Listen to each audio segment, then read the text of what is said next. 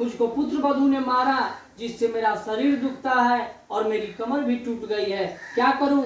यह हम सुन वृषभ बोला, हे भद्रे, पाप के कारण ही मुझको दुख हुआ है। तुम्हारे ही पाप से बोझा उठाने वाले बैल की जोनी को प्राप्त होने के कारण मैं भी अशक्त हूँ। क्या करूं?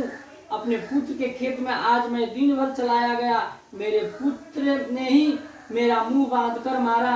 आज मुझको भी कष्ट होने के कारण इसका कर्म करना वृथा है।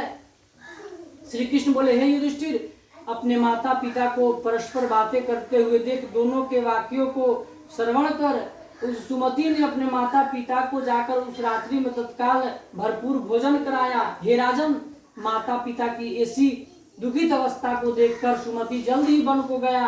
मैं कष्ट को जानूंगा, ऐसा निश्चय कर हे धर्मराज वहां जाकर परम धार्मिक ज्ञान वृद्ध ऋषियों को नमस्कार कर उन दोनों के हित के वाक्य उनसे कहे। सुमति ने कहा, हे ऋषियों, एकाग्रचित होकर मेरे एक प्रश्न का उत्तर दे।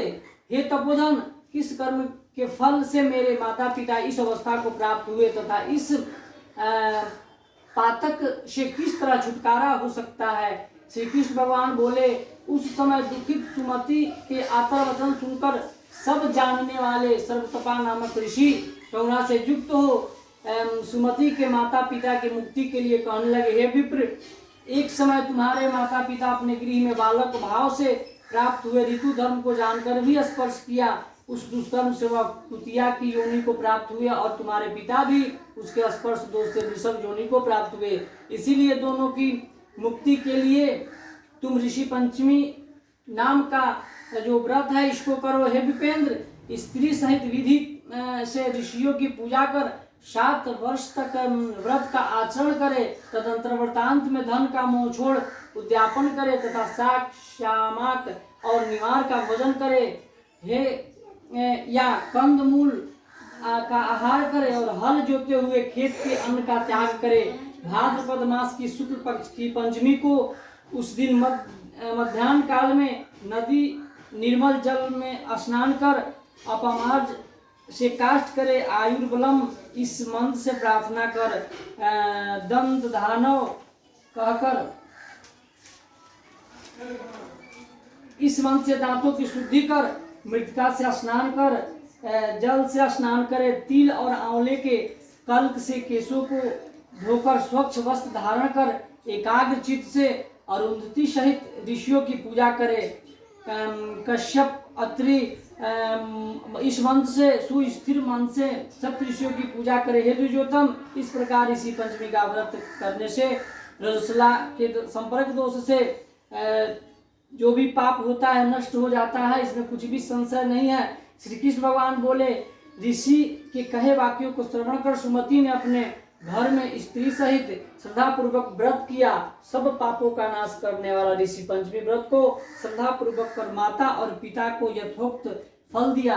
हे नृप शार्दुल, व्रत के प्रभाव से उसकी माता कुतिया की योनि से मुक्त हो विमान में स्थित हुई। हे युधिष्ठिर, वह दिव्य वस्त्रों को धारण कर स्वर्ग चली गई। सुमति का पिता भी मृत्यु प्राप्त होने पर पशु योनि से मुक्त हो गया। हे महाराज, इस व्रत के प्रभाव से वह भी स्वर्ग गया। शरीर अथवा मन से किया गया जो कुछ पाप है वह सब व्रत के प्रभाव से नष्ट हो जाता है। हे नृपोत्तम, इस व्रत के करने से जो पुण्य होता है उसको तुम श्रवण करो। सब व्रतों का जो पुण्य है, सब तीर्थों में स्नान आदि से जो फल प्राप्त होता है, अनेक प्रकार के दान करने से जो फल प्राप्त होता है, वह सब इस व्रत करने मात्र से प्राप्त हो जाता है। जो स्त्री इस व्रत को करती है वह सुख को भोगती है तथा रूप लावण्य पुत्र पौत्र आदि युक्त होती है।